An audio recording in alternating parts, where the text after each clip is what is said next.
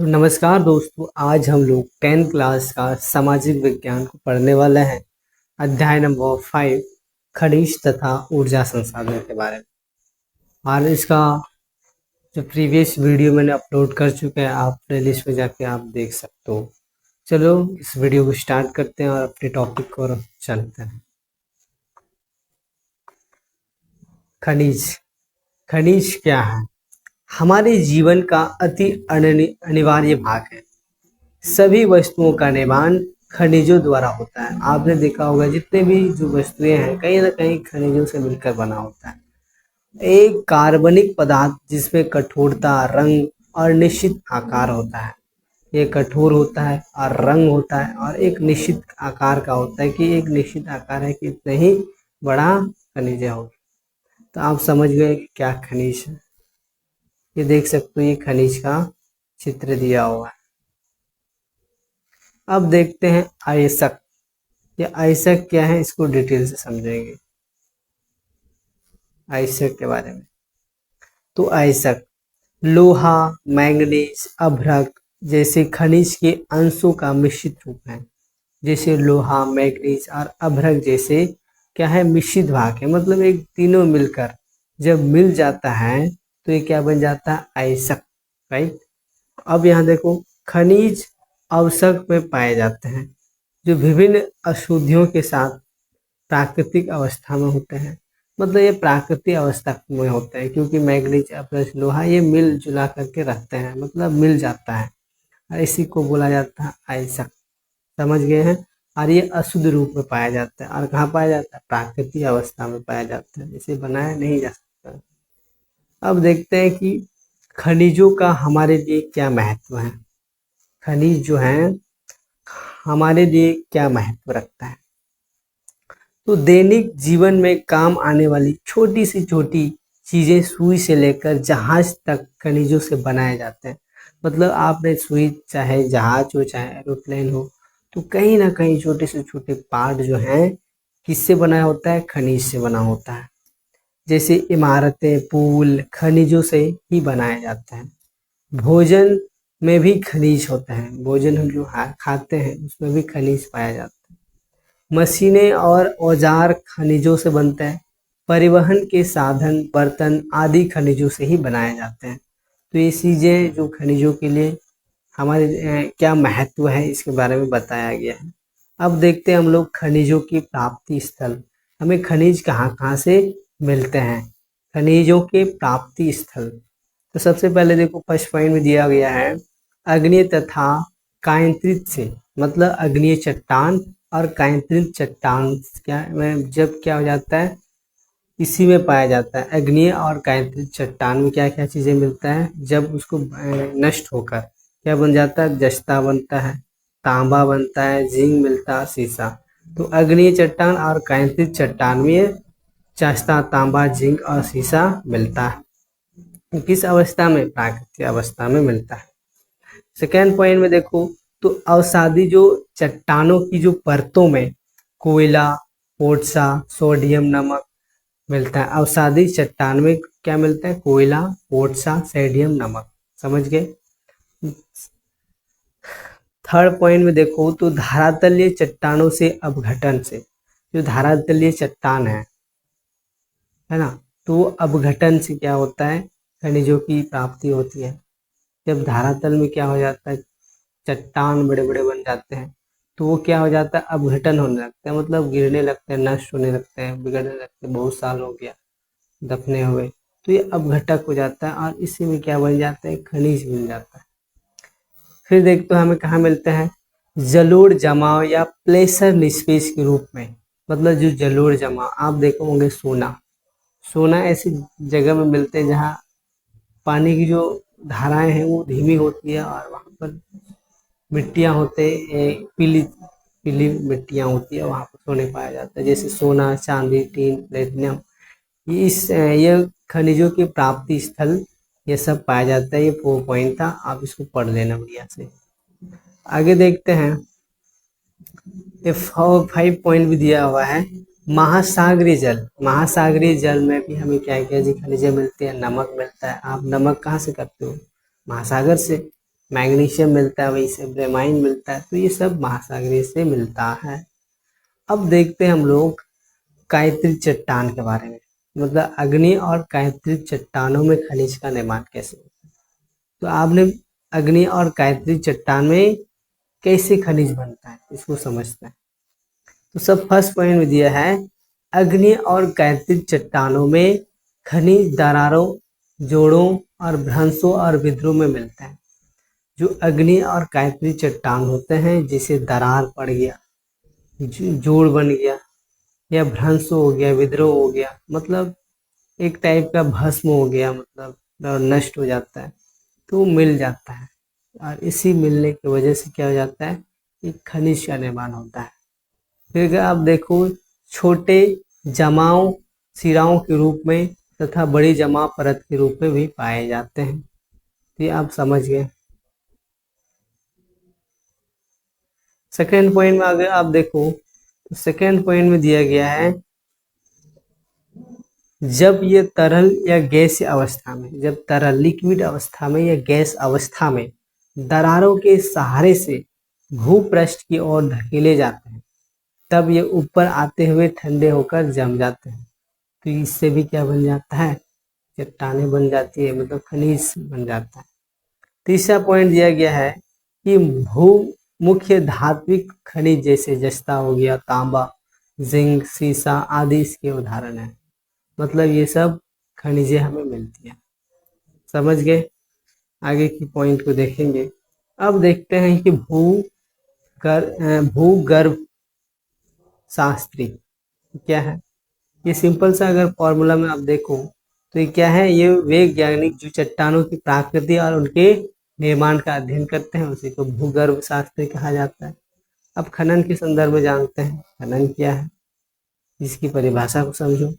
पृथ्वी के गर्भ से धातु या आवश्यक तथा अन्य उपयोगी खनिजों को बाहर निकालना खनन कहलाता है। जैसे आप कोयला को आप खोदोगे, खोद करके निकालोगे, और उसी को हम बोलेंगे खनन।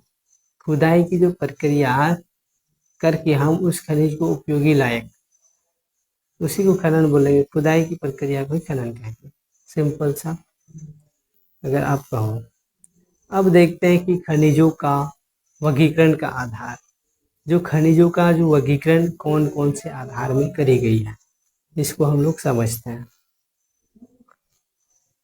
देखो, तो खनिजों का जो वर्गीकरण है, अनेक रंग, चमक, कठोरता, घनत्व और क्रिस्टल के आधार पर किया जाता है। तो खनिजों का जो ना जो वर्गीकरण किया जाता है, तो रंग को देखा जाता है, चमक को देखा जाता है, कठोरता, कितना घनत्व है, कितना क्रिस्टल है, ये सब देखकर क्या क्या ऐसा डिवाइड किया जाता है कि कौन सा खनिज धात्विक होगा, अधात्विक होगा, ये सब। अब समझते हैं खनिज के प्रकार, मतलब खनिज कितने तरह के होते हैं।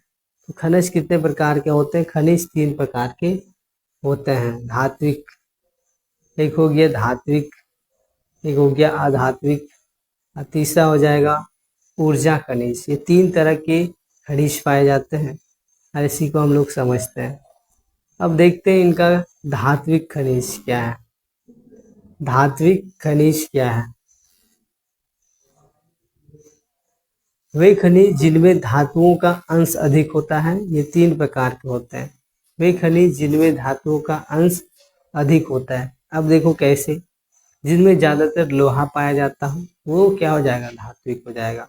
और ये 3 प्रकार के होते हैं। एक तो हो गया लोहा, लोहा में क्या पाया जाएगा, जिसमें लोहे का अंश हो, जैसे हो गया लोहा आवश्यक, मैग्नीज, निकल, कोबाल्ट आदि, ये सब लोहा आवश्यक।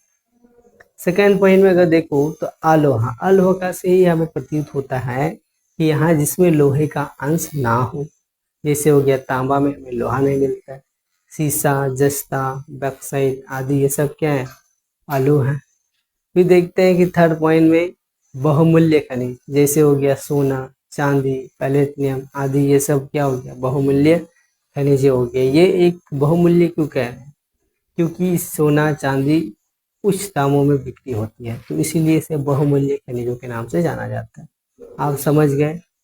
अब देखते हैं कि लोहे खनिज, लोहा खनिज क्या है, लौह खनिज क्या है।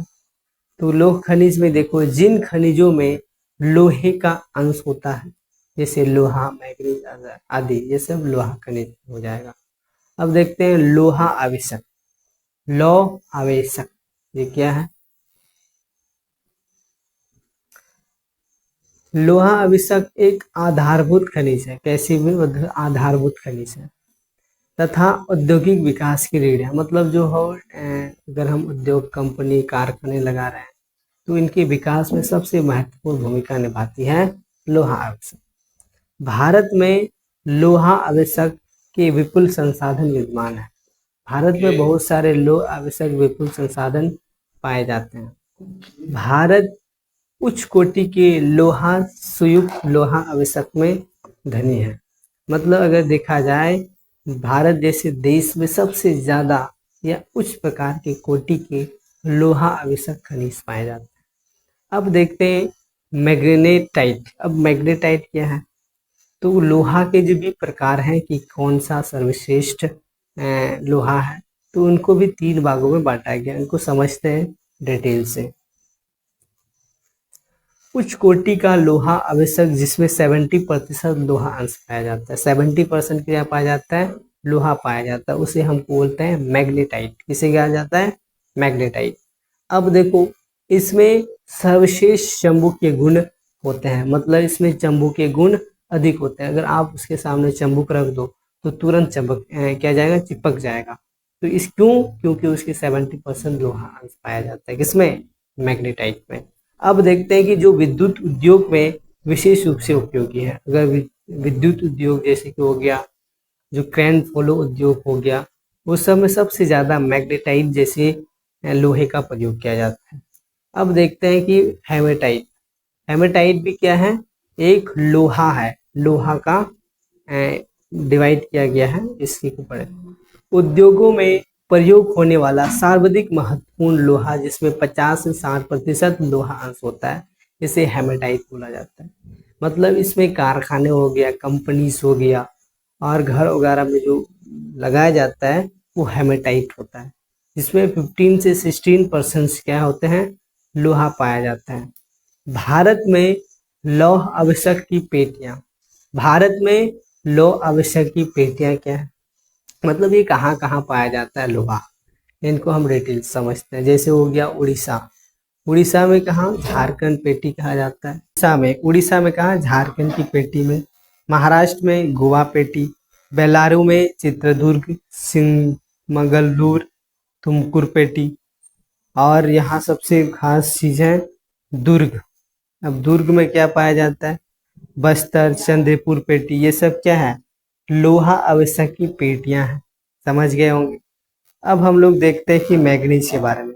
अब मैग्नीज क्या है? मैग्नीज कहाँ पाया जाता है? तो ये सब डिटेल से समझते हैं।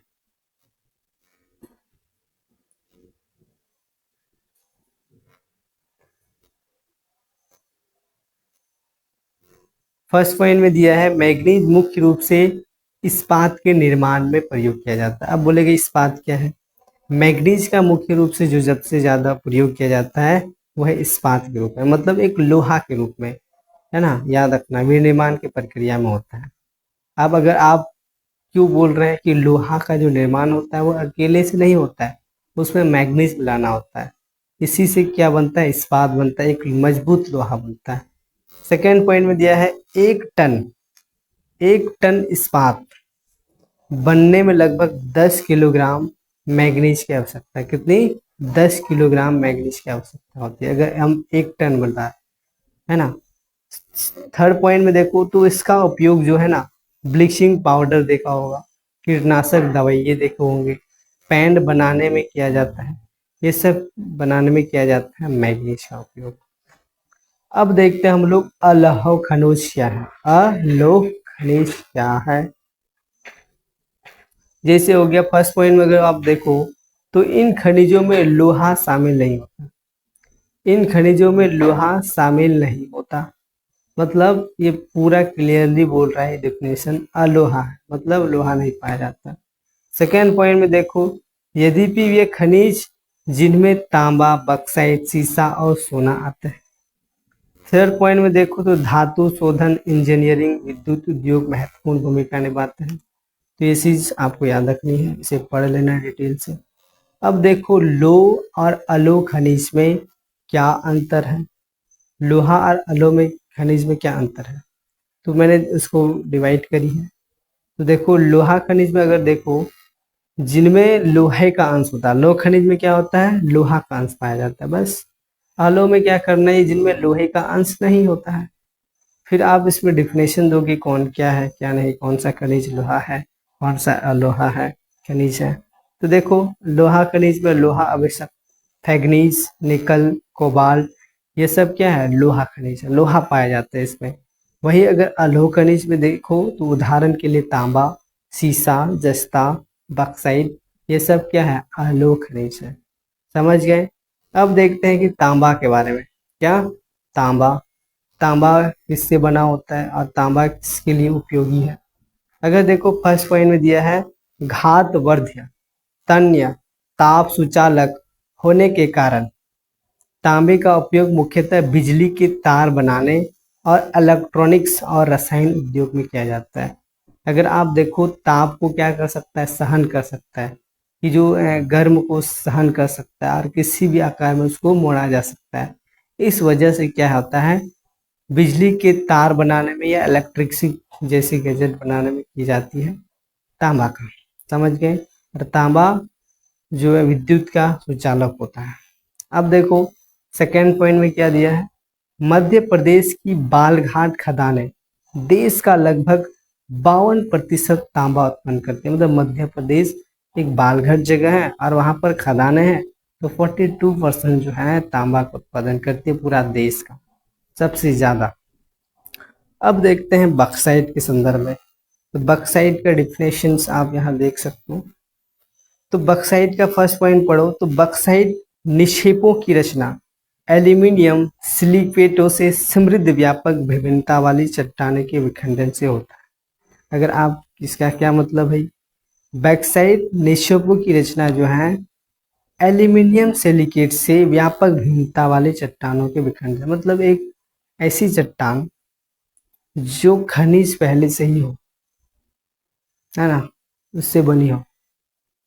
सेकेंड पॉइंट में क्या देखो, सेकेंड पॉइंट में क्या है, एल्यूमिनियम एक महत्वपूर्ण धातु है। क्या है, एल्यूमिनियम एक महत्वपूर्ण धातु क्यों है, क्योंकि यह लोहे जैसी शक्ति के साथ साथ अत्यधिक हल्का और सुचालक भी होता है। एल्यूमिनियम आप देखा हो, एल्यूमिनियम की बात कर रहे हैं, बक्साइट की बात कर रहे हैं, इसमें क्या है, लोहा पाया जाता है लेकिन बहुत ही हल्का होता है।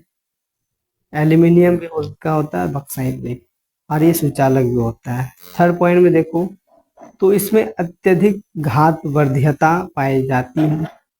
समझ गए। अब देखते हैं फोर पॉइंट में। फोर पॉइंट में दिया गया है कि भारत में बक्साइट के निक्षेप मुख्यतः अमरकटक पठार, मैकाल पहाड़ी तथा बिलासपुर कटनी के पठार प्रदेश में पाए जाते हैं। तो आप ये देख सकते हो इनका बैकसाइड कैसे पाया जाता है, इनका जो चित्र है आप यहाँ देख सकते हो। अब देखते हैं कि आगे क्या है, अधात्विक खनिज के बारे में। तो अधात्विक जो खनिज हैं कैसे होते हैं इनको समझते हैं। फर्स्ट पॉइंट में अगर देखो तो जो है वे खनिज जिनमें धातु का अंश नहीं होता, ऐसे क्या बोलेंगे, अधात्विक खनिज, जिसमें लोहा का अंश नहीं पाया जाता, लोहा नहीं पाया जाता। सेकंड पॉइंट में अगर देखो तो जिसमें अभ्रक, नमक, पोटसा, चीनी पत्थर, चीनी नहीं, चूना पत्थर, संगमरमर, बलुआ पत्थर, ये क्या हो जाएगा, अधात्विक खनिज, इसमें लोहा का जो अंश नहीं पाया जाता है। अब समझते हैं कि अभ्रक के बारे में। ये अभ्रक क्या है, कहाँ पाया जाता है और कौन कौन सी कैसी प्रक्रिया से बनती है, इसको समझेंगे। फर्स्ट पॉइंट में देखो,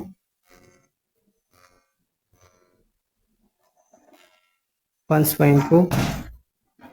पॉइंट देखो तो अभ्रक प्लेटों या परतों के रूप में पाया जाता है। जो अभ्रक है प्लेटों या परतों के रूप में पाया जाता है। आपने देखा होगा ऐसी चट्टान जो लाखों साल एक परत के रूप में, आप प्याज को देखा होगा तो उसमें परत नुमा एक परती चढ़ी होगी, तो उसी तरह अभ्रक भी एक प्लेटों या एक परतों के रूप में पाया जाता है। सेकेंड पॉइंट में अगर देखो तो अभ्रक के निक्षेप के प्रमुख क्षेत्र क्या है देखो। थर्ड पॉइंट में दिया है छोटा नागपुर पठार के उत्तरी पठारी किनारे पर अभ्रक सबसे ज्यादा पाया जाता है। फोर्थ पॉइंट में देखो तो बिहार झारखंड की कोडरमा गया हजारीबाग पेटी ये सब जगह में अभ्रक सबसे ज्यादा पाया जाता है।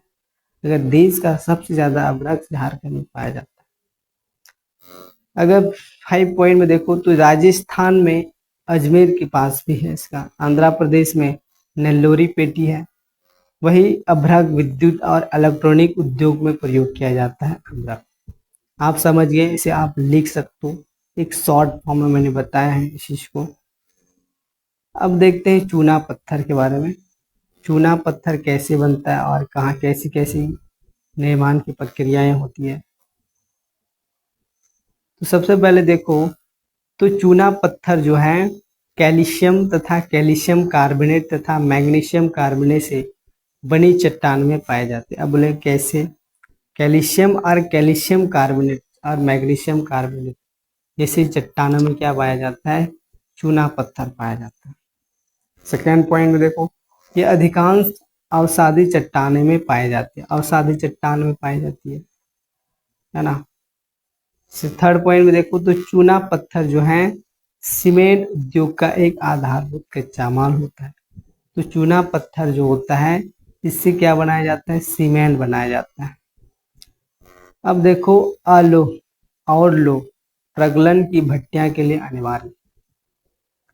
अब देखो खनन उद्योगों के घातक उद्योग क्यों कहा जाता है, मतलब खनन उद्योग को घातक उद्योग क्यों कहा जाता है, इनको समझते हैं। फर्स्ट पॉइंट दिया गया है इस उद्योग से श्रमिकों के स्वास्थ्य और पर्यावरण पर बहुत बुरा प्रभाव पड़ता है। बिल्कुल बात है। सेकेंड पॉइंट में क्या है, लगातार धूल और हानिकारक धुआं से सांस लेना पड़ता है। अगर आप देखो घातक उद्योग घातक हुई। थर्ड पॉइंट में दिया है श्रमिकों को फेफड़ों से संबंधित बीमारियां हो जाती है इससे। फोर्थ पॉइंट में देखो तो खद्यानों में जो पानी भर जाने या आग लग जाने से श्रमिकों में डर बना रहता है, तो ये घातक है खनन उद्योग। 6 पॉइंट में देखो तो कई बार खद्यानों की छत के गिर जाने से इन्हें अपनी जान गंवानी पड़ती है। आप देखोगे कोयले को, कोयला जब निकाला जाता है एक सुरंग के द्वारा तो धंसने की जो संभावनाएं ज्यादा होती है और कई बार जान क्या होने गंवानी पड़ती है। तो ये एक घातक है खनन उद्योग। जितने भी चीजें हैं, चाहे आप अभ्रक को लो, बक्साइट को लो, एल्यूमिनियम को लो, जितने भी जो खनिजें हैं कहीं ना कहीं एक घातक सिद्ध है, क्योंकि हम खनन कर रहे हैं, खुदाई कर रहे हैं।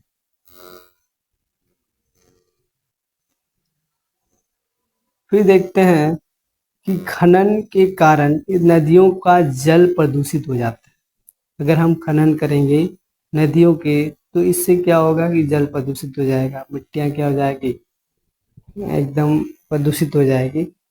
नंबर 7 में देखोगे तो भूमि और मिट्टियां का अपक्षय होता है। क्या होता है, अपक्षय होने लगता है कि क्या धंसने लगता है। समझ गया होंगे। अब देखो खनिजों का संरक्षण कैसे किया जा सकता है। खनिजों का संरक्षण कैसे किया जा सकता है, तो फर्स्ट पॉइंट में अगर देखो तो खनिज संसाधन का संरक्षण आवश्यक है, क्योंकि फर्स्ट सेकेंड पॉइंट देखो खनिज हमारे उद्योग और कृषि के आधार हैं। अगर खनिज होंगे उद्योग बनेंगे, कृषि का आधार बढ़ेगा। नंबर 3 पॉइंट है नवीकरण योग्य नहीं है। नवीकरण योग्य नहीं का मतलब क्या है कि जो खनिज है एक बार प्रयोग करने के बाद उसको दोबारा प्रयोग नहीं की जा सकती। नंबर 6 निष्फेय की कुल मात्रा बहुत ही कम होता है। 5 पॉइंट में देखो तो इनमें निर्माण में लाखों वर्ष लग जाता है। इनको बनाने में जो खनिज जो बनता है लाखों वर्ष करोड़ों वर्ष लग जाता है। 6 पॉइंट में देखो हमें बहुत तेजी से खनिजों का उपयोग कर रहे हैं, बहुत तेजी से क्या हो रहा है, उपयोग कर रहे हैं। नंबर 7 में देखो उनमें आने वाली पीढ़ी के लिए संभाल कर रखना चाहिए। जो खनिज है आज के दौर में इतने अनावश्यक प्रयोग किया जा रहा है कि जो आने वाले जो जनरेशन्स हैं वो खनिजों को नहीं देख पाएंगे। अब देखो खनिज संसाधन के संरक्षण के उपाय।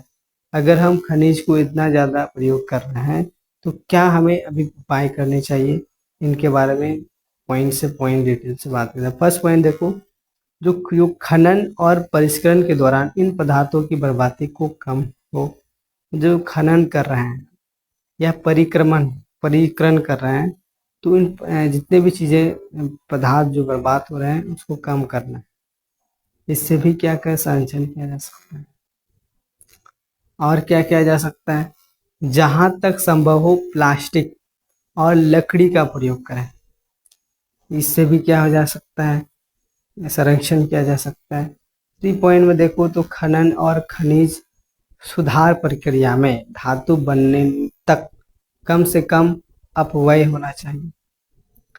फिर देखो 4 पॉइंट में है रद्दी एवं पुराने माल का पुनः उपयोग करना चाहिए। 6 पॉइंट में देखो तो योजनाबद्ध तरीकों से खनिजों का पुनः चक्रण या पुनः उपयोग करना चाहिए। नियोजित और सतत पोषणीय तरीकों से प्रयोग करना चाहिए। पर्यावरण को ध्यान में रखते हुए खनिजों के अन्य विकल्प ढूंढने जैसे सीएनजी जैसे गैस का प्रयोग करना चाहिए। तो ये सब जो है क्या है, संरक्षण किया जा सकता है खनिजों को।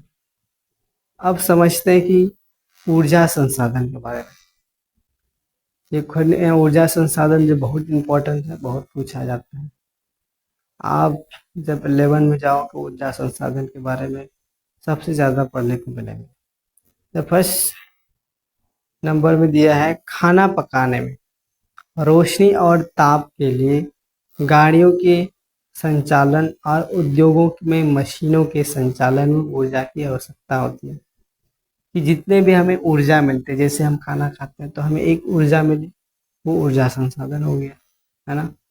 खाना पकाने में जो ऊर्जाएं मिलती है वो भी, रोशनी, ये सब क्या है जिसमें हमें ऊर्जा मिली, किस चीज़ से मिली, उसे हम ऊर्जा संसाधन कहेंगे, राइट। सेकेंड पॉइंट क्या दिया है, ऊर्जा का जो उत्पादन है ईंधन खनिज जैसे हमें कहाँ कहाँ से मिल सकता है। अगर ऐसे खनिजों की बात करो तो कोयला से हमें ऊर्जा मिलेगी। पेट्रोलियम, प्राकृतिक गैस, यूरेनियम तथा विद्युत से किया जाता है।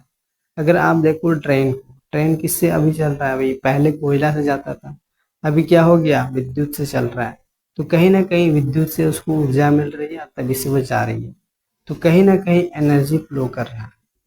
अब देखो थ्री नंबर क्या दिया हुआ है, ऊर्जा संसाधन को परंपरागत या गैर परंपरागत संसाधन में वर्गीकृत किया जा सकता है। मतलब जो ऊर्जा संसाधन है आज मॉडर्न जिंदगी में क्या हो गया है कि आज विद्युत आ गई है ना। पहले की जनरेशन में क्या था, एक क्या बोल सकते हैं, लालटेन होता था। तो उसी को परंपरागत और अपरंपरागत में बांटा गया है, इसको समझते हैं। अब परंपरागत ऊर्जा स्रोत में क्या होगा, तो परंपरागत ऊर्जा स्रोत लकड़ी, उपले हो गया, उपले का मतलब क्या हो, गोबर का जो उपले नहीं होता है, कोयला हो गया, पेट्रोलियम, प्राकृतिक गैस, विद्युत, ये दोनों जल विद्युत या ताप विद्युत दोनों एक कौन, ये सब क्या हो गया, परंपरागत ऊर्जा के स्रोत है। अब बोलेंगे परंपरागत ऊर्जा के स्रोत क्या है, जो लंबे अरसों साल तक प्रयोग करते हुए आ रहे हैं। जैसे लकड़ी आज से नहीं, करोड़ों बोले हजारों साल से क्या कर रहा है, लकड़ी का प्रयोग कर रहा है, कोयला पेट्रोलियम का। अब देखो गैर परंपरागत ऊर्जा स्रोत क्या है, इनको समझते हैं। सौर, पवन, ज्वार, ताप, ये बायोगैस तथा परमाणु ऊर्जा शामिल है। अब देखो सौर को देख लो, तो सौर मतलब सूरज, सूर्य क्या है, उससे भी हमें ऊर्जा क्या मिलता है, ऊर्जा मिलती है। पवन से भी ऊर्जा हम लोग जनरेट करते हैं। तो ये सब परंपरागत है, हमने ह्यूमन ने डेवलप करी है। अब देखते हैं परंपरागत ऊर्जा के स्रोत। कि परंपरागत ऊर्जा के जो स्रोत हैं वो हमें तो मिलते हैं, लेकिन कौन कौन सी चीजें से मिलती है और कौन कौन सा जो खनिज है हमें ऊर्जा देती है और कैसे देती है, इन सब के बारे में। अगर देखो यहाँ कोयला क्या है, परंपरागत ऊर्जा के स्रोत है। यह ह्यूमन ने नहीं बनाया, भारत में कोयला बहुतायत में पाए जाने वाला जीवाश्म ईंधन है। कि ये क्या है, भारत जैसे देश में कोयला झारखंड में सबसे ज्यादा पाया जाता है, लेकिन ये जीवाश्म ईंधन है। कैसे है, जीवाश्म ईंधन, इसे बनाया नहीं जा सकता, हजारों साल इसको बनाने में लगे हैं। ये देश की ऊर्जा आवश्यकताओं का महत्वपूर्ण भाग प्रदान करता है। इसका उपयोग ऊर्जा उत्पादन और उद्योग और घरेलू जरूरतों के लिए ऊर्जा की आपूर्ति के लिए किया जाता है। आपने देखा होगा कि जब कुछ आज तो विद्युत का आ गया, तो पहले जो लोग थे कोयला से क्या करते थे, बहुत सारे उद्योग चलाते थे, घरेलू जरूरतों को पूरा करते थे। तो इससे क्या हो जाएगा, परंपरागत ऊर्जा। समझ गए। अब देखते हैं भारत भारत अपनी वाणिज्य ऊर्जा आवश्यकताओं की पूर्ति हेतु मुख्यतः कोयले पर निर्भर है। अगर आप देखो, भारत अपनी जो वाणिज्य ऊर्जा आवश्यकता की पूर्ति हेतु कोयले पर निर्भर क्यों है? क्योंकि जितने भी जो व्यापारिक होता है वो ऊर्जा की आवश्यकता होती है। क्यों? क्योंकि अगर हम जहाज ले जा रहे हैं, कहीं ना कहीं ऊर्जा की जरूरत होगी, है ना। तो कहीं ना कहीं चीजें हैं ऊर्जा की रिलेटेड। सीढ़ीपन की मात्रा, गहराई, समय के अनुसार कोयले को 3 प्रकार होते हैं जो निम्नलिखित हैं। मतलब कोयले को भी बांटा गया है। जैसे हमने पढ़ा, लोहे को पढ़ा मैग्नेटाइट के बारे में, लिग्नाइट, ऐसे। तो इसी को भी क्या किया जाता है, कोयले को भी 3 भागों में बांटा गया है।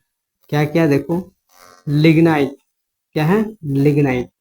लिग्नाइट क्या बोलते हैं, देखो, लिग्नाइट एक निम्न कोटि का भूरा कोयला होता है, भूरा भूरा कोयला होता है, पूरा काला नहीं होता है, निम्न कोटि का। और यह मुलायम होने के साथ साथ अधिक नमी युक्त होता है। मुलायम होते हैं लेकिन नमी युक्त हो, मतलब एक टाइप का गीली टाइप का। लिग्नाइट के प्रमुख भंडार तमिलनाडु के नेवेली में मिलते हैं और विद्युत उत्पादन में प्रयोग किए जाते हैं। कहाँ पाया जाता है लिग्नाइट? तमिलनाडु के नेवेली में मिलता है। इसको आप पढ़ लोगे। आज जो जितने भी चीज़ें मैंने पढ़ाए हैं उन चीज़ का जो डिस्क्रिप्शन में हम उसका जो PDF डाल देते हैं, और वहाँ पे टेलीग्राम का जो ग्रुप है वहाँ डाल देते हैं, तो आप वहाँ से भी ज्वाइन कर सकते हो और इसको पढ़ सकते हो। अब देखते हैं बिटुमिनस। बिटुमिनस कोयला, यह भी एक कोयला का प्रकार है। और ये कैसे कोयले होते हैं इसको समझते हैं। गहराई में दबे तथा अधिक तापमान से प्रभावित कोयले को बिटुमिनस कोयला कहा जाता है। अब समझ में नहीं आया भाई कि गहराई में, बहुत गहराई में जो दबे हुए कोयले हैं और अधिक तापमान, वहाँ टेम्परेचर ज़्यादा रहेगी, और ऐसे कोयले को हम क्या बोलेंगे, बिटुमिनस कोयला कहा जाता है। वाणिज्य प्रयोग में ये सर्वाधिक लोकप्रिय है, मतलब ये व्यापारिक उद्देश्य से सबसे अधिक प्रयोग किया जाता है।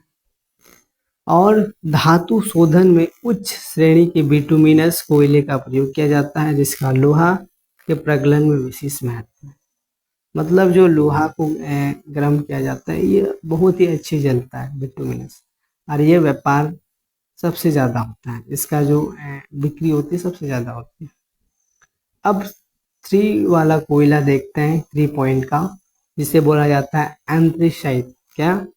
एंथ्रीसाइट कोयला। एंथ्रीसाइट कोयला देखो तो एंथ्रीसाइट जो सार्वतम गुण वाला कठोर कोयला होता है।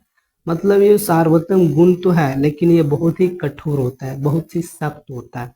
ये एंथ्रीसाइट कोयला होता है। समझ गए। अब देखते हैं भारत में कोयला कहाँ कहाँ पाया जाता है। भारत में कोयला, तो भारत में कोयला 2 प्रमुख भूगर्भीय योगों के सेलों के क्रम में पाया जाता है। एक गोंडवाना, जिसकी आयु 200 लाख वर्ष से कुछ अधिक है, और दूसरा टर्शियरी निक्षेप जो लगभग 55 लाख वर्ष पुराने हैं। अब यहाँ समझते हैं गोंडवाना कोयले क्या है और टर्शियरी कोयले क्षेत्र क्या है। तो देखो, गोंडवानी कोयले जो धातु शोधन कोयला है के प्रमुख शोधन दामोदर घाटी, पश्चिमी बंगाल, झारखंड, झरिया, रानीगंज, बोकारो में स्थित है। जो महत्वपूर्ण कोयले क्षेत्र के हैं गोदावरी, महानदी, सोन या वर्धा नदी घाटी में भी कोयले के जमाव पाए जाते हैं। जहाँ पश्चिमी जो स्टेट्स हैं वहाँ के जो जितने भी कोयले होते हैं उसे हम बोलते हैं गोंडवाना कोयले। क्या? गोंडवाना कोयले। समझ गए? इसको आप पढ़ लोगे बढ़िया तरीके से। अब देखते हैं टर्शियरी कोयले कैसे क्षेत्र में कहाँ कहाँ पाए जाते हैं। तो उत्तरी पूर्व राज्य में जितने भी जो कोयले पाए जाते हैं वे टर्शियरी कोयले क्षेत्र के अंतर्गत रखा जाता है। जैसे हो गया, आप मेघालय को रिलेट कर सकते हो, असम, अरुणाचल प्रदेश, नागालैंड में पाया जाता है टर्शियरी कोयले क्षेत्र। समझ गए? अब यहाँ कोयले का जो एक प्रकार देख सकते हो, इमेजेस देख सकते हो, यहाँ दिया गया है। तो ये कौन सा? मैंने एथिसाइट वाला है क्योंकि ये कठोर दिख रहा है, ये एथिसाइट कोयला है। अब समझते हैं पेट्रोलियम के बारे में। पेट्रोलियम भी क्या है? एक परंपरागत क्या है? खनिज है। अब इसके बारे में समझते हैं डिटेल से। नंबर 1 में दिया है, भारत में कोयले के पश्चात ऊर्जा का दूसरा प्रमुख साधन पेट्रोलियम या खनिज तेल है। मतलब कोयला के बाद सेकंड सबसे ऊर्जा पाने वाला जो है पेट्रोलियम है। ये ताप या प्रकाश के लिए ईंधन, मशीनों के स्नेहक और अनेक विनिर्माण उद्योगों को कच्चा माल प्रदान करता है। समझ गए? सेकेंड नंबर में क्या दिया है? तेल शोधन सलाएं, संश्लेषित वस्त्र, उर्वरक तथा असंख्यक रसायन उद्योग में नोडी बिंदु का काम करती है। मतलब आज देख रहा हूँ पेट्रोलियम सबसे अधिक प्रयोग किया जाता है। अब यहाँ मोटरसाइकिल वाहनों में बहुत जगह प्रयोग किया जाता है जो पेट्रोल से चलता है। 3 नंबर में दिया है, भारत का 63 जो पेट्रोलियम मुंबई हाईवे से निकलता है, मुंबई हाई से निकलता है, और 18% जो है गुजरात से और बाकी 13% असम से आता है। तो ये कोयला पाया जाता है, कोयला बोल रहा है पेट्रोलियम। अब समझते हैं प्राकृतिक गैस। तो प्राकृतिक गैस भी क्या है? पूछा जाएगा प्राकृतिक जो गैस है वो गैर परंपरागत है या परंपरागत? ये क्या हो जाएगा? परंपरागत गैस हो जाएगा। परंपरागत गैस, प्राकृतिक गैस। नंबर 1 में दिया गया है, इसे ऊर्जा के एक साधन के रूप में तथा पेट्रो रसायन उद्योग के एक उद्योग कच्चे माल के रूप में प्रयोग किया जाता है। कार्बन डाइऑक्साइड के कम उत्सर्जन के कारण प्राकृतिक गैसों का पर्यावरण अनुकूल माना जाता है, इसलिए यह वर्तमान शताब्दी का ईंधन है। क्या है? ईंधन है। 3 पॉइंट में देखो तो गोदावरी बेसिन प्राकृतिक गैस विशाल भंडार को जगह, अंडमान और निकोबार द्वीप समूह में महत्वपूर्ण क्षेत्र है जहाँ प्राकृतिक गैस के विशाल भंडार पाए जाते हैं। आप इस चीज को पढ़ भी सकते हो और आप समझ गए ये प्राकृतिक गैस क्या है। ये ऑब्जेक्ट टाइप में पूछा जाएगा, ये इम्पोर्टेंस नहीं है ये, लेकिन ऑब्जेक्टिव टाइप में ये पूछा जाता है। अब समझते हैं विद्युत के बारे में। विद्युत क्या है भाई? विद्युत एक परंपरागत के रूप में रखा गया है। समझ गए? मैंने पहले इसको पढ़ा था। तो विद्युत मुख्यतः 2 प्रकार से उत्पन्न की जाती है। एक होता है प्रवाही जल से, जो हाइड्रो, आपने देखा होगा बिजली का उत्पादन कैसे की जाती है। एक डैम बना करके वहां पर जो पानी की जो धारा को तेज किया जाता है, जिससे क्या होता है? बिजली पैदा की जाती है। टरबाइन चला करके जल विद्युत उत्पन्न करता है एक। और सेकेंड में क्या दिया है? अन्य ईंधन जैसे हो गया कोयला, पेट्रोलियम या प्राकृतिक गैस को जलाने से टरबाइन चलाकर ताप विद्युत उत्पन्न की जाती है। आप 2 तरह से विद्युत को पैदा कर सकते हो, एक कोयला जला करके टरबाइन को घुमाना, या सेकेंड ऑप्शन है कि आप डैम बनाकर या टरबाइन क्या करना, घुमा करके विद्युत उत्पादन कर सकते हो। तो ये 2 माध्यम है विद्युत उत्पन्न कर सकता है। अब सेकेंड में क्या दिया है? बहुत तेज बहते जल से जल विद्युत उत्पन्न की जाती है, जो एक नवीकरण योग्य संसाधन है। नवीकरण योग्य संसाधन क्या क्या है? मतलब इसे बनाया जा सकता है बहुत बार, है ना। और ये जो विद्युत होता है वो इतने तेज धाराएं में उत्पन्न होती है जो बहुत तेज चलती है। अब इसका जो इमेजेस देख सकते हो, इसका इमेज भी दिखाऊंगा। तीसरा में दिया है भारत में अनेक बहुउद्देशीय परियोजनाएं जो विद्युत ऊर्जा उत्पादन करती है, जैसे हो गया भांगड़ा नगाल, दामोदर घाटी कॉरपोरेशन, कोपाली हाइडल परियोजना। ये सब क्या है, एक बिजली उत्पादन के क्या है, परियोजनाएं हैं। मतलब आप देखोगे अलग अलग स्टेट में अलग अलग बिजली संयंत्र स्थापित किया गया है। आप इसके इमेजेस भी देख सकते हो, ये लगाया गया है, ये हाई वोल्टेज तारें लगाई गई है, यहाँ से ट्रांसफोरेटेड की जाती है, गाँव से शहरों द्वारा ये सब किया जाता है, लगाया जाता है। ये 11,000 वोल्ट के होते हैं इस तरह से। अब देखें ताप विद्युत। आपने ताप विद्युत के बारे में बहुत कम सुना होगा। ये ताप विद्युत क्या है और ये कैसे काम करता है। ताप विद्युत जो है कोयला, पेट्रोलियम या प्राकृतिक गैस के प्रयोग से उत्पन्न की जाती है, उसको जलाने से उपयोगी। ताप से हमें पता चलता है गर्म। ताप विद्युत ग्रह अनवीकरण योग्य जीवाश्मी ईंधन का प्रयोग कर विद्युत उत्पन्न करते हैं। यहाँ तक समझ गए।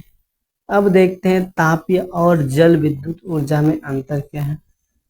तापीय और जल विद्युत ऊर्जा में अंतर बताना है कि तापीय और जल विद्युत ऊर्जा है क्या है, इनका डिफरेंस क्या है, इनको हमें समझना।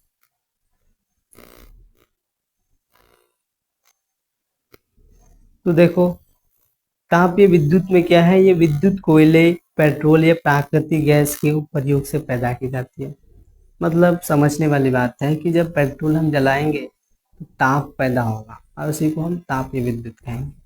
वही जल विद्युत ऊर्जा में क्या होगा, जल विद्युत ऊर्जा गिरते हुए जल की शक्ति का प्रयोग करके टरबाइन को चलाने से होता है, मतलब बिजली उत्पादन होता है। ये प्रदूषण युक्त है। तापीय विद्युत क्या है, ये प्रदूषण फैलता है। जब हम पेट्रोल को जलाएंगे, कोयला को जलाएंगे तो कहीं ना कहीं धुआं निकलेगा, तो ये प्रदूषण होगा ना जी। फिर देखो जल विद्युत ऊर्जा में ये प्रदूषण रहित है, मतलब ये प्रदूषण नहीं होगा, स्थायी स्रोत नहीं है, मतलब हमेशा के लिए इससे पैदा नहीं की जा सकती है बिजली। ये स्थायी स्रोत है, इसको जब तक पानी है वहां चलेगा, तब तक रहेगा। फिर देखो ये अनवीकरणीय स्रोत पर आधारित है, मतलब ये कभी भी खत्म होगा। जब पेट्रोल खत्म होगा, कोयला खत्म होगा, तो हम ताप विद्युत उत्पादन नहीं कर सकते हैं। वही अब देखो जल विद्युत में देखो तो जल जैसे नवीकरण स्रोत पर आधारित है, मतलब एक नवीकरण है, ये कभी भी खत्म होने वाली संसाधन नहीं है जल। समझ गए। फिर देखो भारत में 310 से अधिक ताप विद्युत के केंद्र हैं, मतलब अभी तक भारत में 310 जो केंद्र हैं जो विद्युत उत्पादन करता है ताप विद्युत। वही जल विद्युत में देखो तो भारत में अनेक बहुउद्देशीय परियोजनाएं चलाए जा रहे हैं। आपने देखा अलग अलग स्टेट में बिजली उत्पादन की जाती है। अब देखो उनका कुछ उदाहरण भी है कहाँ कहाँ की जाती है, जैसे तलचेर, पाकी, नामरूप और नवेली हो गया आदि, ये सब में पाया जाता है। फिर देखो इसमें भांगड़ा हो गया, दामोदर घाटी, कोपाली, ये आदि जल विद्युत क्या करता है, उत्पादन करता है बिजली। अब देखते हैं गैर परंपरागत ऊर्जा के संसाधन। गैर परंपरागत ऊर्जा संसाधन में क्या क्या क्या आ जाएगा, इसको समझते हैं। जिसको अगर आप देखो तो परमाणु अथवा आवनिक ऊर्जा आएंगे। क्या आएंगे, आवनिक ऊर्जा आएंगे। तो सबसे पहले इसको समझते हैं। फर्स्ट पॉइंट, परमाणु अथवा आणविक ऊर्जा अणुओं की संरचना को बदलने से प्राप्त की जाती है। आप समझने वाली बात क्या है कि जो परमाणु है या आणविक ऊर्जा अणुओं की संरचना को बदलने से प्राप्त की जाती है, मतलब एक्सपेरिमेंट करी जाती है परमाणुओं में। तो इससे क्या बनाया जाता है कि एक तरह का ऊर्जा, रॉकेट देखो होगा, इसमें ऊर्जा लगाया जाता है, इसी तरह का एक परमाणु ऊर्जा किया जाता है, बनाया जाता है बिजली का। सेकेंड में देखो तो जब ऐसा परिवर्तन किया जाता है तो ऊष्मा के रूप में काफी ऊर्जा विमुक्त होती है और इसका प्रयोग विद्युत ऊर्जा उत्पादन करने में किया जाता है। थर्ड पॉइंट में देखो तो यूरेनियम और थोरियम जो झारखंड और राजस्थान के अरावली पर्वत श्रृंखला में पाई जाती है। प्रयोग परमाणु अथवा आणविक ऊर्जा के उत्पादन किया जाता है। केरल में मिलने वाले जो मैग्नेटाइट रेत में भी थोरियम की मात्रा पाई जाती है। अब देखते हैं आणविक शक्ति क्या है। आणविक शक्ति ऑब्जेक्ट टाइप में पूछा जा सकता है। अणु के विखंडन से प्राप्त ऊर्जा। जितने भी आप आणविक शक्ति देख रहे हो तो कहीं ना कहीं अणु एक टाइप का खनिज होता है, तो वहां विखंडन होने के बाद उनसे ऊर्जा प्राप्त होती है। आणविक खनिज क्या है? देखो, आणविक खनिज परमाणु ऊर्जा को धारण करने वाले पदार्थ जैसे यूरेनियम, थोरियम और बेरिलियम जैसे खनिजों से क्या बनाया जाता है? परमाणु ऊर्जा बनाया जाता है। तो ये आणविक खनिज हो जाएगा। क्या हो जाएगा? आणविक खनिज, परमाणु ऊर्जा बनाने की। अब देखते हैं कि जो भारत में सौर ऊर्जा का भविष्य उज्जवल है। क्यों? कि आज भारत सरकार देख रहा हूँ जगह जगह पर सोलर प्लांट लगा रहे हैं। क्यों लगा रहे हैं और ये भविष्य के लिए क्यों उज्जवल बताया जा रहा है? हमें इस चीज को बताना है। अगर लिखने के लिए बोले तो क्या शॉर्ट फॉर्म में लिखना। देखो क्या फर्स्ट पॉइंट देखो तो भारत एक उष्ण कटिबंधीय देश है। कैसे देश है? उष्ण कटिबंधीय देश है। सेकेंड में देखो ये प्रदूषण रहित ऊर्जा संसाधन है, इससे प्रदूषण नहीं होगा। सोलर प्लांट लगाएंगे मतलब सौर ऊर्जा लगाएंगे तो कहीं ना कहीं प्रदूषण नहीं होगा। और तीसरा पॉइंट देखो तो ये नवीकरण ऊर्जा स्रोत है, मतलब ये कभी खत्म नहीं किया जा सकता है। आप ऊर्जा को जितना प्रयोग करो लेकिन ये ऊर्जा खत्म नहीं होगी। ओके, निम्न वर्ग के लोग आसानी से इसका लाभ उठा सकते हैं, इनमें कोई खर्चा करने की आवश्यकता नहीं है। अब देखो पवन ऊर्जा के बारे में। तो पवन ऊर्जा के बारे में देखो, पवन ऊर्जा क्या है? तो भारत में पवन ऊर्जा फॉर्म के विशालतम पेटी तमिलनाडु के नागरकोइल से मदुरई तक अवस्थित है। इसका अतिरिक्त आंध्र प्रदेश, कर्नाटक, गुजरात, केरल, महाराष्ट्र तथा लक्षद्वीप में भी महत्वपूर्ण पवन ऊर्जा फॉर्म है। आप देखा होगा पवन ऊर्जा ये सब जगह में पाया जाता है। और इससे भी क्या जाता है? बिजली उत्पादन की जाती है। जहाँ पर जल नहीं है और वहाँ हवाएं चलती है तो वहाँ पर पवन ऊर्जा के द्वारा बिजली उत्पन्न की जाती है। फिर देखते हैं नागरकोइल जैसलमेर देश में पवन ऊर्जा के प्रभावी प्रयोग के लिए जाने जाते हैं। अब देखते हैं बायोगैस। आपने बायोगैस के बारे में सुना होगा, ये क्या है और कैसे करता है? ऊर्जा जो घास फूस या कृषि कचरा, जानवर तथा मानव अपशिष्ट पदार्थों से प्राप्त की जाती है, उसे बायोगैस कहते हैं। आपने कहीं देखा होगा गोबर से क्या बनाया जाता है? बिजली बनाया जाता है। कचरा से, जानवरों के कुछ ऐसी चीजें से जो प्राकृतिक जैसे हो गया, घास से क्या बनाया जाता है? गोबर गैस वगैरह। तो ये बायोगैस हो गया है ना, इसी को बोला जाता है बायोगैस। समझ गए? अब देखते हैं ज्वारीय तरंगे। ज्वारीय तरंगे, ज्वारीय ऊर्जा, सॉरी। अब देखो महासागरीय तरंगों का जो प्रयोग है विद्युत उत्पादन के लिए किया जा सकता है। अब देखो महासागरीय तरंगे जो आपने देखा होगा कि इतना रफ्तार से जो पानी के जो तट है पानी छोड़ता है कि इतना रफ्तार से, उसी को बोला जाता है तरंग। अब इनसे भी किया जा सकता है विद्युत उत्पादन। अब कैसे? अब देखो समझो, ऊर्जा ज्वारीय ऊर्जा के उत्पन्न की क्या प्रक्रिया समझते हैं कि कैसे किया जा सकता है।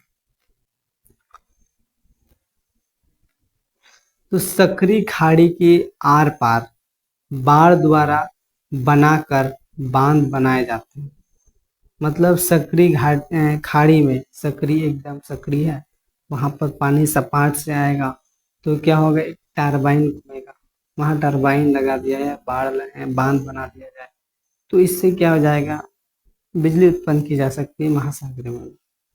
उच्च ज्वार में इस संक्रीय खड़ीनुमा प्रवेश द्वार से पानी भीतर बढ़ जाता है और द्वार बंद होने पर बांध में ही रह जाता है। बाढ़ द्वार के बाहर ज्वार उतरने पर बांध के पानी को इसी रास्ते पाइपों द्वारा समुद्र की तरफ बहाया जाता है, जो उस ऊर्जा उत्पादन टरबाइन की ओर ले जाता है। तो ये क्या है, मैंने पढ़ा था, किस चीज के बारे में पढ़ रहे थे, ज्वारीय ऊर्जा। ज्वारीय ऊर्जा से भी क्या किया जा सकता है, विद्युत उत्पादन किया जा सकता है। इनमें मैंने पढ़ा है, आप इसे अच्छी तरह से पढ़ लो या आप लिख लो, या मैं इसका पीडीएफ तो डिस्क्रिप्शन में दे ही देता हूँ, वहाँ से आप लिख लेना बाद में, या पीडीएफ में सेव करके बाद में पढ़ सकते हो बढ़िया तरीके से। अब समझो, भारत में ज्वारीय ऊर्जा उत्पादन करने की आदर्श दशाएं। अगर भारत में ज्वारीय ऊर्जा उत्पादन किया जाए तो क्या दिशाएं होनी चाहिए, क्या होगा, उनको हमें बताना है। तो भारत में खंबावत की खाड़ी, कच्छ की खाड़ी, पश्चिमी तट पर गुजरात में, पश्चिमी बंगाल में सुंदरबन क्षेत्र में गंगा के डेल्टा में ज्वारीय तरंग ऊर्जा उत्पन्न करने की आदर्श दशाएं उपस्थित हैं। मतलब इन सब जगह में किया जा सकता है, विद्युत उत्पादन की जा सकती है। कहाँ कहाँ, मैंने कहा भारत की खंबत की खाड़ी में, कच्छ की खाड़ी में, पश्चिम तट पर गुजरात में, ये सब जगह में किया जा सकता है। अब समझते हैं भूतापीय ऊर्जा। लंबा वीडियो बन जाता है, फिर भी हम वन शॉट में इस वीडियो को कंप्लीट करेंगे।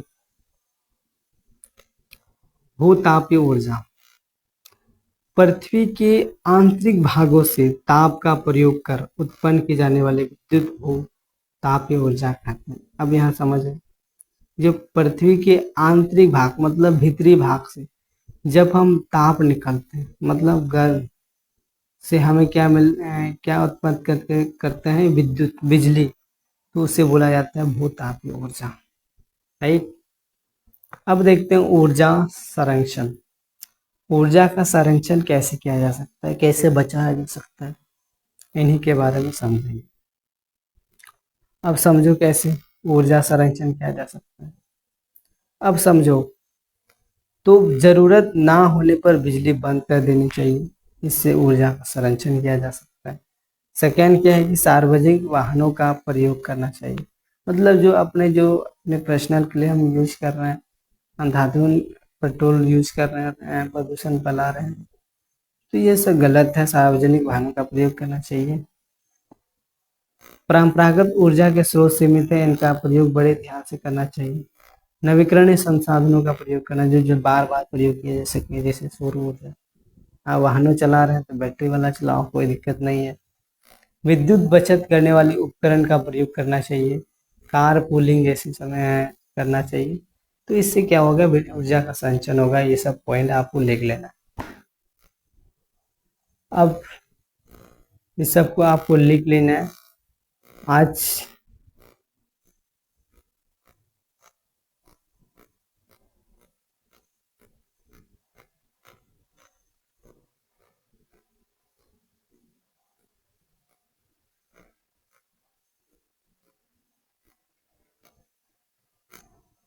अब देखते हैं हम लोग एनसीईआरटी सॉल्यूशंस में। बहुविकल्प प्रश्न करेंगे और कुछ सब्जेक्टिव क्वेश्चन भी करेंगे। इसके साथ आपको कोई भी वीडियो देखने की आवश्यकता नहीं है, जितने मैंने पढ़ाए हैं उसी से रिलेटेड है, और जो इम्पोर्टेंस मैंने पढ़ाए हैं आपको इससे ज़्यादा नहीं पढ़नी है। अब समझो, तो बहुविकल्प प्रश्न क्या है, बहुविकल्प प्रश्न। तो निम्नलिखित में से कौन सा खनिज अपक्षयित पदार्थ के अवशिष्ट भार को त्यागता हुआ चट्टानों के अपघटन से बनता है। मैंने इसको भी पहले भी पढ़ाया। क्या हो जाएगा, बक्साइट। राइट आंसर क्या हो जाएगा, बैक्साइट। बैक्साइट हो जाएगा इसका right answer, bauxite, option number B. Jharkhand में स्थित कोडरमा निम्नलिखित में से किस खनिज का अग्रणी उत्पादक है। तो आपने देखा अभ्रक, राइट आंसर क्या हो जाएगा, इसका जवाब हो जाएगा अभ्रक। कोडरमा में क्या जाता है, अभ्रक। ओके, आगे देखते हैं। निम्नलिखित चट्टानों में से किस चट्टान के स्तरों पर खनिजों का निक्षेपण और संचयन होता है। तो यहाँ देखो क्या बोला, यहाँ खनिजों का जो स्तर है निक्षेपण होता है, संचयन होता है। तो कौन सा हो जाएगा, तलछटी चट्टान। ऑप्शन नंबर ए क्या हो जाएगा। क्वेश्चन नंबर 4, मोनाजाइट रेत में निम्नलिखित में से कौन सा खनिज पाया जाता है। तो क्या पाया जाता है, थोरियम। Option number B. अब हम समझते हैं सब्जेक्टिव क्वेश्चन को, पढ़ते हैं। निम्नलिखित प्रश्नों के उत्तर हमें 30 शब्दों में देने हैं और निम्नलिखित अंतर 30 शब्दों में अधिक ना दें, मतलब 30 शब्द से अधिक नहीं देना है। अब क्वेश्चन क्या है, क्वेश्चन है क्वेश्चन नंबर 1, लोहा और अलोह खनिज क्या है। तो आंसर दिया गया है यहाँ लोहा और अलोहा में। देखो लोहा खनिज में क्या आएगा,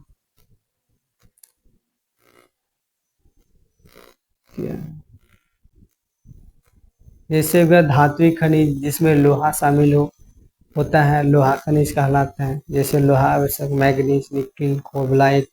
वही अलोह खनिज में क्या देखने को मिलेगा, धात्विक खनिज जिसमें लोहा शामिल नहीं है होता, अलोह खनिज कहलाता है। तांबा, बक्साइट, टीन इत्यादि, ये सब क्या हो गया, अलोह खनिज। समझ गए। अब क्वेश्चन नंबर 2 की ओर देखते हैं। क्वेश्चन नंबर 2 क्या कह रहा है, परंपरागत तथा गैर परंपरागत ऊर्जा संसाधन का अंतर हमें बताना है। तो यहाँ दिया गया है, चलो अंतर बताना है यहाँ पर, है ना। तो ऊर्जा के परंपरागत संसाधनों का इस्तेमाल बहुत पहले से किया जाता है, क्या, परंपरागत संसाधनों का। वही अगर हम देखें गैर परंपरागत का, जबकि ऊर्जा के गैर परंपरागत साधनों की पहचान आमतौर पर हाल ही के दिनों में की गई हो, मतलब जो आधुनिक जीवन में किया गया। फिर देखो जल ऊर्जा को छोड़कर इस्तेमाल हो जाने वाले संसाधन है, ये परंपरागत जो है समाप्त होने वाली है। ये कभी खत्म ना होने वाले संसाधन है, गैर परंपरागत संसाधन। तीसरा में देखो तो ये प्रदूषण का कारण बनते हैं और इनका उपयोग धुआं और रखरखाव के उत्सर्जन के रूप में किया जाता है। भाई इसी में देखो तो सामान्य ये प्रदूषण मुक्त होता है। ये सब आप डिफरेंस है, इसको आप बढ़िया तरह से पढ़ लेना। फिर देखो 4 पॉइंट में क्या दिया है कि इन सभी संसाधनों की पीढ़ी और उपयोगी भारी व्यवहार शामिल होती है, मतलब इनको जो पीढ़ी दर पीढ़ी इसका क्या करा इस्तेमाल करता आया है और भारी व्यवहार इसको खरीदने में काफ़ी खर्च होती है। इन संसाधनों में कम व्यवहार की ज़रूरत है, मतलब कम पैसा से हम इसको लगा सकते हैं, यूज़ कर सकते हैं। उदाहरण में आप देखो परंपरागत में कोयला, प्राकृतिक गैस, जल ईंधन के लिए लकड़ी, ये सब हो जाएगा परंपरागत। वही आप गैर परंपरागत स्रोत में देखो तो भूतापीय ऊर्जा, पवन ऊर्जा, सौर ऊर्जा, बायोगैस, जैव ऊर्जा, परमाणु ऊर्जा, ये सब हो जाता है। अब क्वेश्चन नंबर 3 को और देखते हैं। क्वेश्चन नंबर 3 में खनिज क्या है, खनिज क्या है, ये वाला है, खनिज क्या है। यहाँ दिया गया क्वेश्चन नंबर 3 का आंसर्स। खनिज उन प्राकृतिक संसाधनों को कहते हैं जो सेलों से प्राप्त होती है। सेलों मतलब चट्टाने से प्राप्त होती है। भूवैज्ञानिकों के अनुसार खनिज एक प्राकृतिक रूप से विद्यमान समरूप तत्व है। खनिज क्या है, एक प्राकृतिक द्वारा बना गया वो खनिज कहलाता है, जिसकी एक निश्चित आंतरिक संरचना है। खनिज प्रकृति में अनेक रूपों में पाए जाते हैं। जो खनिज है बहुत तरह के होते हैं, जिसमें कठोर होते हैं, ठोस होते हैं, नरम, चूना तक शामिल है। फिर देखते हैं कि क्वेश्चन नंबर 4 की ओर। क्वेश्चन नंबर 4 में क्या कह रहा है, अग्नेय तथा कायत्री चट्टान में खनिजों के निर्माण कैसे होता है ना, कैसे होता है इनको समझते हैं। क्वेश्चन नंबर 4 का आंसर यहाँ दिया है। अग्नि तथा कायत्री चट्टानों में खनिज दरारों, जोड़ों और भ्रंशों और विद्रोह में पाए जाते हैं। मैंने ऑलरेडी थ्योरी में पढ़ाया। जब इन्हें इन दरारों के मध्य से भूपृष्ठ की तरफ धकेला जाता है तो रास्ते में डंडे होकर जैम हो जाते हैं। इसी प्रकार के खनिजों में मुख्यतः तांबा, जस्ता, सीसा, जिंक आदि आते हैं। समझ गए। क्वेश्चन नंबर 5 की ओर देखते हैं। क्वेश्चन नंबर 5 क्या कह रहा है। क्वेश्चन 5 में देखो तो हमें खनिज के संचयन की क्यों आवश्यकता है। यह भी थ्योरी में पाठ पढ़ा चुके हैं, आप इसे लिख सकते हो या इनका PDF हम तो दे ही देंगे। अब देखो क्वेश्चन नंबर 5 का आंसर दिया है। वर्तमान औद्योगिक युग में विभिन्न प्रकार के खनिजों का भारी उपयोग किया जाने लगा है। खनिज निर्माण की भूगर्भिक प्रक्रिया इतनी धीमी है कि इन वर्तमान उपभोग की दर की तुलना में इन पुनर्भरण की दर अपरिमित रूप से थोड़ी है। इसलिए खनिज संसाधन सीमित तथा अनवीकरण योग्य है। समृद्ध खनिज निक्षेप हमारे देश की मूल्यवान संपत्ति है, लेकिन यह अल्पजीवी है। आवश्यकों की सतत उत्खनन की गहराई बढ़ने के साथ साथ इनकी गुणवत्ता घटती है की जाती है। इसलिए खनिजों के संचयन की आवश्यकता है। इसलिए खनिजों का सुनियोजित और सतत पोषणीय ढंग से किया जाना होगा। ये पढ़ देना। फिर आप कुछ प्रश्न नंबर 3, यह हमें कितने देना है, 120 शब्दों में देने हैं। क्वेश्चन नंबर 1 है, भारत में कोयले के वितरण का वर्णन करें। मतलब कहाँ कहाँ पाया जाता है, इन्हें इनका वर्णन करना है। तो यहाँ देखो कहाँ कहाँ पाया जाता है, आंसर्स दिया गया है। तो धातु शोधन कोयले के प्रमुख संसाधन गोंडवाना अयोग्य हैं और मुख्य रूप से प्रायद्वीप के उत्तरी पूर्व भाग में स्थित है। हमने पढ़ा था कि गोंडवाना कहाँ है, पूर्वी वाला जो क्षेत्र है वहाँ के जितने भी स्टेट्स हैं वो गोंडवाना में आता है। समझ गए। अब सेकेंड में देखो तो कोयले के समृद्ध भंडार पश्चिम बंगाल, झारखंड के दामोदर घाटी क्षेत्र में पाए जाते हैं। पश्चिम बंगाल के रानीगंज तथा झारखंड के बोकारो, झरिया महत्वपूर्ण कोयले क्षेत्र हैं। कुल उत्पादन का 1/3 जो हिस्सा है कोयला इसी क्षेत्र से प्राप्त होता है।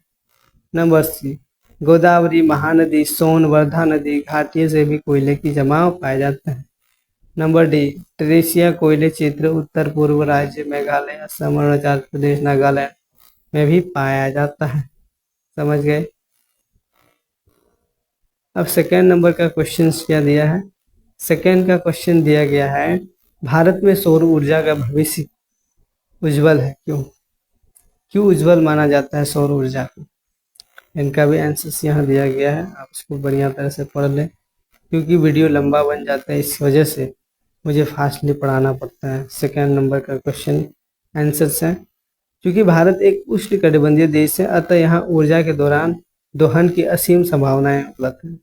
वर्तमान में भारत की ग्रामीण और सुंदर क्षेत्रों में ऊर्जा का ये एक रूप लगातार लोकप्रिय होता जा रहा है। ऐसी संभावना व्यक्त की जा रही है कि सौर ऊर्जा के परिणाम स्वरूप गर्मियों की लकड़ी एवं उपले जैसे परंपरागत ऊर्जा स्रोतों पर निर्भरता को कम किया जा सकेगा, जिससे पर्यावरण संरक्षण मिलेगा तथा कृषि क्षेत्र में भी पर्याप्त खाद उपलब्ध हो सकेगी। ये सब है। तो आज की जो वीडियो में मैंने इसका complete theory plus question answer मैंने बताए, तो इसको देखने के बाद आपको कोई भी वीडियो देखने की ज़रूरत नहीं है। इसका जो PDF है मैं डिस्क्रिप्शन में डाल दूंगा या आप टेलीग्राम में ज्वाइन करके वहाँ भी मैं डाल देता हूँ। तो आज की वीडियो में इतना ही। जय हिंद, जय भारत।